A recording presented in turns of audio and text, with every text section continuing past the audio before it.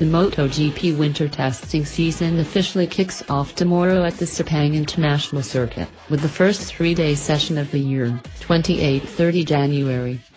The Malaysian track is a tradition for MotoGP's annual opening of business, but this year Marc Marquez, Dani Pedrosa, and their MotoGP colleagues will also have the chance to ride at a new entry on the 2018 calendar, Buriram Circuit, in Thailand, which will host a 16-18 February test and, in October, round 15 of the championship.